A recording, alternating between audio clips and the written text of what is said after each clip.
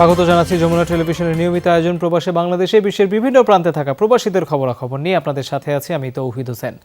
সংযুক্ত আরব আমিরাতে অনুষ্ঠিত হয়েছে হোমনা তিতাস প্রবাসী কল্যাণ পরিষদের আলোচনা সভা। প্রধানমন্ত্রী শেখ হাসিনার স্বদেশ প্রত্যাবর্তন দিবস উপলক্ষে এই আয়োজন করা হয়। কুমিল্লার হোমনা তিতাস অঞ্চলের প্রবাসীদের সাথে উপস্থিত ছিলেন সর্বস্তরের মানুষ। সভায় সভাপতিত্ব করেন আয়োজক সংস্থার সভাপতি মহিউদ্দিন খন্দকার, পরিচালনা করেন সংগঠনের সহ সভাপতি মকবুল হোসেন ও আবুল কালাম আজাদ। প্রধান অতিথি ছিলেন দুবাই নিযুক্ত বাংলাদেশের consulate general BA Jamal Hossain ও কুমিল্লা 2 আসনের সংসদ সদস্য সেলিম আহমদ। অনুষ্ঠানে বিশেষ অতিথি ছিলেন মোহাম্মদ নাসির উদ্দিন, BBF এর সভাপতি মাহবুবুল আলম মানিক, আবুল কালাম ও মোহাম্মদ মোশাররফ হোসেন। সভায় বক্তব্য রাখেন নুরুল ইসলাম, ফিরোজ খান, আলাউদ্দিন সাগর, জাকির হোসেন সহ অনেকে। সভায় বক্তারা দেশের উন্নয়নে প্রবাসীদের অবদানের কথা তুলে ধরেন। বৈধ পথে সবাইকে রেমিটেন্স পাঠানোর আহ্বান জানানো হয়। প্রবাসীদেরকে আরো সম্মানিত করা, এই যে কার্ডের কথা বললেন আমাদের কনসুলেট জেনারেল, আমাদের প্রবাসীদেরকেও কিন্তু এগিয়ে নিয়ে যেতে হবে নিজেদেরকে। আমরা আমাদের ক্ষমতার মধ্য থেকে, আমাদের সীমাবদ্ধতার মধ্য দিয়ে আমরা আপ্রাণ চেষ্টা করি তাদেরকে সেই সেবাগুলো দেওয়ার জন্য। যেই শ্রমিকরা তাদের পরিবারের সাথে 5 বছর 10 বছর 15 বছরও দেখা করতে পারে না, সেই প্রবাসীদের কথা চিন্তা করে এই হোমনা তিতাস প্রবাসী কল্যাণ পরিষদ। স্পেনের বার্সেলোনায় বন্ধু সুলভ বাংলাদেশ মহিলা সংগঠনের উদ্যোগে আলোচনা সভা অনুষ্ঠিত হয়েছে। স্থানীয় একটি রেস্তোরাঁয় আয়োজন করা হয়। সভায় সংগঠনের নতুন কমিটিও ঘোষণা করা হয়। হিরা জামানকে সাধারণ সম্পাদক ও নাজমা কামালকে প্রধান উপদেষ্টা করে 47 সদস্যের নতুন কমিটি ঘোষণা হয়। নতুন কমিটিতে সভাপতি হিসেবে নিযুক্ত হন শিউলি আক্তার। সাধারণ সম্পাদকের দায়িত্ব পান জান্নাতুল ফেরদৌস নিগার। সভাপতিত্ব করেন নাজমা কামাল। আর এই অনুষ্ঠান পরিচালনা করেন খাদিজা আক্তার মনিকা। আয়োজনে সংগঠনের সদস্যদের সাথে উপস্থিত ছিলেন নজরুল ইসলাম চৌধুরী ও আলাউদ্দিন হক। এদিকে ইতালির ভেনিসে বাংলা মাধ্যমের প্রাথমিক শিক্ষার্থীদের মাঝে বিনামূল্যে পাঠ্য বই বিতরণ করা হয়েছে। দেশটিতে যে মিলান রয়েছে সেখানে বাংলাদেশ কনসুলেটের সহযোগিতায় বাংলাদেশ একাডেমি ভেনিসের পক্ষ থেকে আয়োজন করা হয়। স্থানীয় মার্ঘেরা গির্জার হলে এই অনুষ্ঠানে সভাপতিত্ব করেন আয়োজক সংস্থার প্রধান উদ্যোক্তা ডক্টর সৌর দাশগুপ্ত। উপস্থাপনা করেন আজাদ খান। প্রধান অতিথি ছিলেন মিলানে নিযুক্ত বাংলাদেশের কনসাল জেনারেল MJH জাভেদ। বিশেষ অতিথি ছিলেন শ্রম কনসাল সাব্বির আহমেদ, মার্ঘেরা পৌরসভার সভাপতি তেওদ্রো মোরেল্লো, চিতা মার্ঘেরা গির্জার পুরোহিত দোদান দিনো, প্রবাসী কল্যাণ পরিষদ ইতালির সাধারণ সম্পাদক মনোয়ার শাইখ আহমেদ, মোহাম্মদ আলম, হাসনাহিনা, দেলোয়ার হোসেন, আব্দুল মান্নান ও দাদন খান। মিয়ানমারের উত্তরাঞ্চলীয় উপকূলে ঘূর্ণিঝড় মোখার তাণ্ডবে অন্তত 3 জন মারা গেছে। এছাড়া ব্যাপক ক্ষয়ক্ষতির খবর পাওয়া যাচ্ছে। প্রবল ঝড় বৃষ্টির পাশাপাশি বাড়তে শুরু করেছে পানির প্রবাহ। এরই মধ্যে বেশ কয়েকটি এলাকায় হাঁটু পানি জমে গেছে। 12 ঘন্টা পর্যন্ত ঘূর্ণিঝড়ের প্রভাব থাকতে পারে। দেশটির আবহাওয়া দপ্তর জানিয়েছে ঝড়ের কবলে পড়েছে 20 লাখের মতো বাসিন্দা, বেশিরভাগই রাখাইন ও চীন রাজ্যের অধিবাসী। জাতিসংঘের মানবিক সহায়তা বিষয়ক কমিশন OCHA জানিয়েছে নিচু এলাকা থেকে সরানো হয়েছে প্রায় 1 লাখ মানুষকে। গেল সপ্তাহ থেকে এই কর্মসূচি চলছে। অস্থায়ীভাবে তৈরি শরণার্থী ক্যাম্পগুলোতে আশ্রয় নিয়েছে নারী ও শিশুরা। রয়েছেন প্রবীণ নাগরিকরাও। জাতিসংঘের দাবি অঞ্চলটিতে এরই মধ্যে 60 লাখ মানুষের প্রয়োজন জরুরি ত্রাণ, কারণ রাখাইন এলাকায় বাস্তুচ্যুত 12 লাখ বাসিন্দা।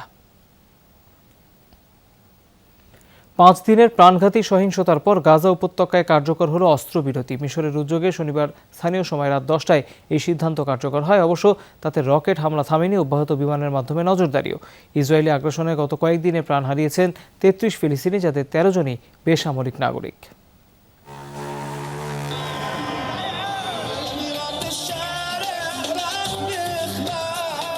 সময়টা গভীর রাত, কিন্তু ফিলিস্তিনিদের মাঝে বাঁধ ভাঙা উল্লাস।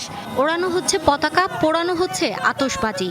বাবার হাত ধরে রাস্তায় বেরিয়েছে ছোট শিশুরাও। টানা 5 দিনের লড়াইয়ের পর মিশরের প্রস্তাবিত অস্ত্রবিরতিতে সম্মতি জানিয়েছে ফিলিস্তিনের স্বাধীনতাকামী সংগঠনগুলো। সন্ত্রাসবাদ বিরোধী অভিযান বন্ধে রাজি ইসরায়েলও, যাকে দখলদার বাহিনীর বিরুদ্ধে বড় সাফল্য হিসেবে দেখছে গাজাবাসী। নিঃসন্দেহে অস্ত্রবিরতি খুবই ভালো সিদ্ধান্ত, কিন্তু ইহুদি সরকারের নিয়ত ভালো হতে হবে। প্রতিবারই অস্ত্রবিরতির 1-1.5 মাসের ব্যবধানে আবারও হত্যাযজ্ঞ শুরু করে ইসরায়েল। এই টানাপোড়েনের শেষ দেখতে চাই। ফিলিস্তিনিরাও শান্তিতে থাকতে চায়, আনন্দ প্রকাশ করতে। প্রত্যাশা খুব শিগগিরই স্বাভাবিক জীবনযাত্রায় ফিরবে গাজা উপত্যকা। ইসরায়েল যদি সত্যি শান্তি চায়, তাহলে সেটা অর্জনে তাদের উদ্যোগ নিতে হবে। ফিলিস্তিনের স্বাধীনতাকামী সংগঠনগুলোর হুঁশিয়ারি, অস্ত্রবিরতি নিয়ে নতুন ছক সাজালে ভুগতে হবে ইসরায়েলকে। অস্ত্রবিরতিতে সম্মত হওয়ার বিনিময়ে কয়েকটি শর্ত দেওয়া হয়েছে, যেগুলোর অন্যতম গাজা উপত্যকার বেসামরিকদের ওপর বোমা হামলা বন্ধ করতে হবে। তাছাড়া স্বাধীনতাকামী সংগঠনগুলোর নেতাদের হত্যাযজ্ঞ থামাতে হবে ইসরায়েলের। এ ব্যাপারে ইহুদিরা বিন্দুমাত্র বোকামি করলেই লড়াই যেখানে শেষ হয়েছে ঠিক সেখান থেকেই আবারও শুরু হবে। গেল মঙ্গলবার সন্ত্রাসবাদ নির্মূলের অজুহাতে গাজা উপত্যকায় আগ্রাসন শুরু করে ইসরায়েলি বাহিনী। হত্যা করে ইসলামিক জিহাদ পিআইজের শীর্ষ 2 কমান্ডার সহ 33 ফিলিস্তিনিকে। যে তালিকায় 13 বেসামরিক নাগরিক রয়েছেন, এমনটা জানিয়েছে ফিলিস্তিনের স্বাস্থ্য মন্ত্রণালয়। মৌলি ইসলাম, যমুনা নিউজ। তুরস্কের সাধারণ নির্বাচনের ভোট গ্রহণ শেষে ভোট গণনা চলছে। প্রাথমিক ফলাফলে এগিয়ে আছেন রিসেপ তাইয়েপ এরদোগান। তার প্রধান প্রতিপক্ষ কামাল কিলিচ দারোগলু দ্বিতীয় অবস্থানে রয়েছেন। রোববার স্থানীয় সময় সকাল 8টায় ভোট গ্রহণ শুরু হয়, শেষ হয় বিকেল 5টায়। দেশটিতে ভোটার সংখ্যা প্রায় 6.5 কোটি, এর মধ্যে 50 লাখের কাছাকাছি নতুন ভোটার। প্রবাসী সহ আগাম ভোট দিয়েছেন 34 লাখ। বিশ্লেষকরা মনে করছেন তুরস্কের ইতিহাসে সবচেয়ে হাড্ডাহাড্ডি লড়াই হচ্ছে এবার। এরদোগানকে ঠেকাতে একজোট হয়েছে বিরোধী দলগুলো। প্রধান প্রতিপক্ষ কামাল কিলিচ দারোগলুর শেষ নির্বাচনী সমাবেশেও তার পাশে ছিলেন দেশটির বেশ কিছু রাজনৈতিক দল। জনমত জরিপেও কিছুটা এগিয়ে কামাল। সমর্থকরা আশা করছেন সংখ্যাগরিষ্ঠের সমর্থন পাবেন তিনি। তবে প্রার্থীদের কেউ 50% ভোট নিশ্চিত করতে না পারলে নির্বাচন গড়াবে রান অফে, যা অনুষ্ঠিত হবে 28 মে।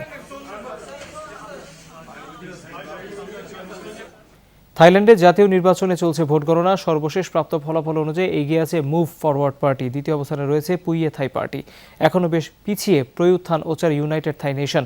রোববার স্থানীয় সময় সকাল 8টায় ভোট শুরু হয়, শেষ হয় বিকেল 5টায়। দেশটিতে এবার ভোটার সংখ্যা 5.20 লাখ, যাদের 3.30 লাখই নতুন প্রজন্মের। ক্ষমতাসীন প্রয়ুত্থান ওচার জন্য এইটিকে কঠিন পরীক্ষা হিসেবে দেখা হচ্ছে। মোট 95,000 ভোট কেন্দ্র থেকে সন্ধ্যা 7টার মধ্যে ফলাফল সংগ্রহ হয়। জনমত জরিপে সবচেয়ে এগিয়ে ছিল থাকসিন সিনাওয়াত্রার মেয়ে পেতাংতার্ন সিনাওয়াত্রা। আবারও বড় ধরনের অগ্নিকাণ্ড হলো রাশিয়ায়। রোববার স্থানীয় সময় ভোরে ভয়াবহ আগুন ছড়িয়ে পড়ে টোলিয়াটি শহরের একটি কারখানায়। রাজধানী মস্কো থেকে 600 মাইল দূরে ভলগা নদীর তীরে এটির অবস্থান। দেশটির রাষ্ট্রীয় সংবাদ সংস্থা জানিয়েছে, এই তথ্য জানানো হয়। প্রায় 5 একর জায়গা জুড়ে নির্মিত ওই প্ল্যান্টে তৈরি করা হতো দরজা। কারখানার যে অংশে রং করার কাজ করা হতো, সেখান থেকেই আগুনের সূত্রপাত। মুহূর্তেই তা বিশাল অংশে ছড়িয়ে পড়ে। 3 শতাধিক ফায়ার সার্ভিস কর্মী যোগ দেয় অভিযানে। ব্যবহার করা হয় 2টি বিশেষ অগ্নি নির্বাপক ট্রেন। কয়েক ঘন্টার চেষ্টায় আগুন নিয়ন্ত্রণে আসে, তবে তার আগেই পুড়ে ছাই হয়ে গেছে কারখানাটির একাংশ। ধসে পড়েছে আরেক অংশের ছাদ। আগুন লাগার কারণ সম্পর্কে জানতে তদন্ত শুরু হয়েছে। নাশকতা নাকি দুর্ঘটনা, তা খতিয়ে দেখা হচ্ছে।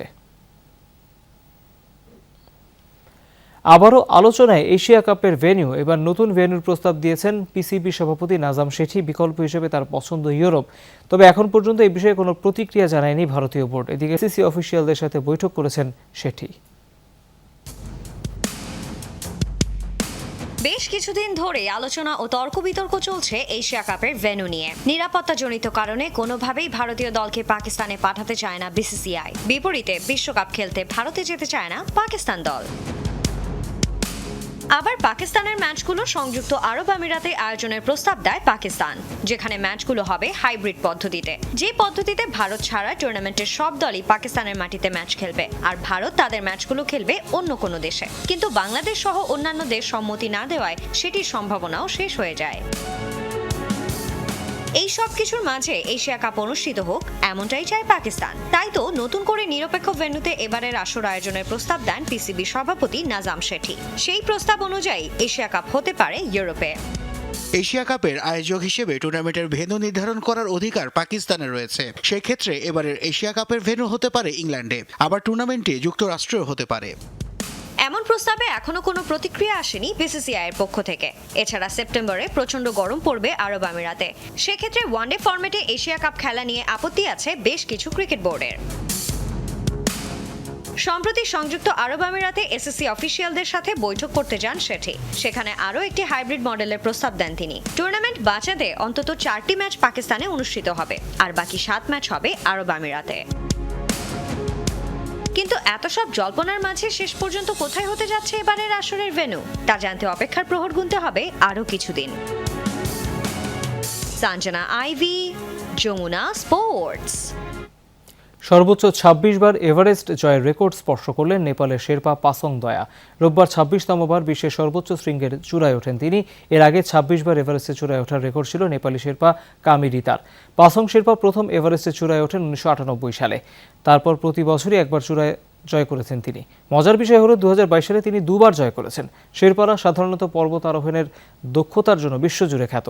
বিদেশিদের গাইড হিসেবে কাজ করার সময় তাদের অনেকেই একাধিকবার হিমালয়ের চূড়ায় ওঠার সুযোগ করতে হয়েছে।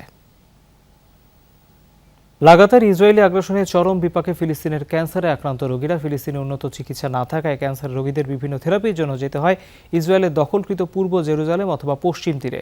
তবে অস্থির পরিস্থিতির কারণে বর্তমানে সীমান্ত বন্ধ থাকায় তারা যথাযথ চিকিৎসা পাচ্ছেন না। মৃত্যু ঝুঁকিতে রয়েছেন ৪০০-র বেশি রোগী।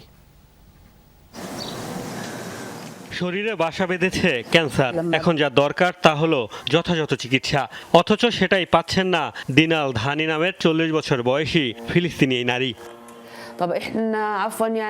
আমি অসম্ভব কিছু চাইনি, যেটা চেয়েছি সেটা আমার অধিকার। সঠিক চিকিৎসা পাওয়ার অধিকার সবারই আছে।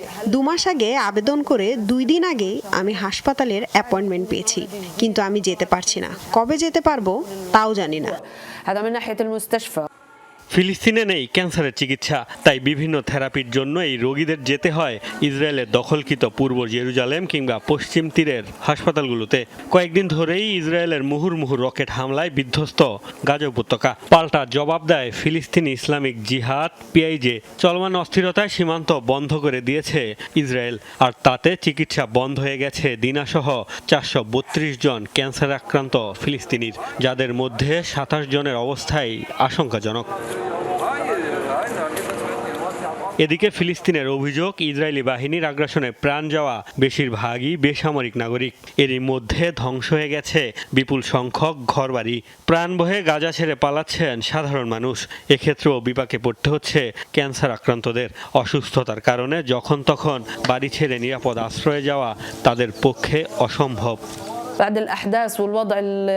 আমার বাড়ি সীমান্তের কাছাকাছি। হামলা হবে টের পেলেই আমাকে বাড়ি ছেড়ে পালাতে হয়। আমি ক্যান্সারের রোগী। এই পরিস্থিতিতে যখন তখন দৌড়ে পালানো আমার পক্ষে সম্ভব নয়। এ কারণেই বাড়ি ছেড়ে এখন আত্মীয়ের বাসায় আশ্রয় নিয়েছি। বছরের পর বছর ধরে ইসরায়েলের অবরোধের কারণে ফিলিস্তিনের হামাস নিয়ন্ত্রিত এলাকার চিকিৎসা খাতে বেহাল দশা। আর তাই শুধু ক্যান্সার রোগীই নয়, চলমান পরিস্থিতিতে উন্নত চিকিৎসার অভাবে ভুগছেন অন্য জটিল রোগে আক্রান্তরাও। মোস্তফা মাহমুদ, যমুনা নিউজ। দ্বিতীয়বারের মতো ইউরোভিশন প্রতিযোগিতায় জয়ী হলেন সুইডেনের শিল্পী লরেন। তিনি একমাত্র নারী যিনি 2 দফায় সম্মাননা পেলেন। শনিবার স্থানীয় সময় রাতে এই সঙ্গীত প্রতিযোগিতার ফাইনাল হয়। সময় নিজের ট্যাটু গান দিয়ে লিভারপুলের মঞ্চ মাতান তিনি। ফিনল্যান্ডের কারিজা দখল করেন দ্বিতীয় স্থান। দর্শকদের ভোটে তিনি এগিয়ে থাকলেও অংশগ্রহণকারী 37টি দেশের জুরি বোর্ডের ভোট ছিল লরেনের পক্ষে। 67তম অনুষ্ঠানের আয়োজক দেশ হওয়ার কথা ছিল গত বছরের বিজয়ী ইউক্রেনের, কিন্তু তাদের দেশে রাশিয়ার বিশেষ সামরিক অভিযান চলায় সেটি সম্ভব হয়নি।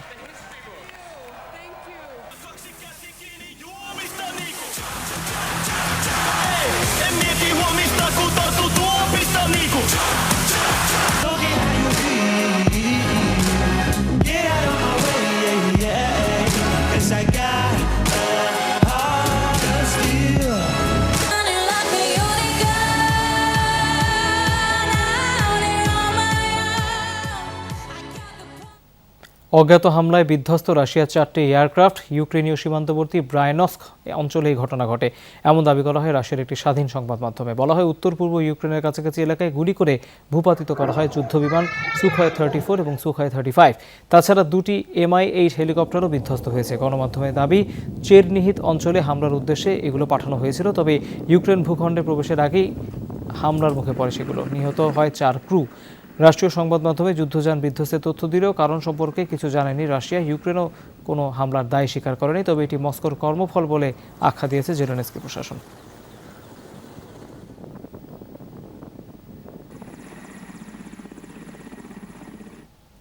এই ছিল প্রবাসে বাংলাদেশে। দর্শক, এতক্ষণ সাথে থাকার জন্য ধন্যবাদ সবাইকে।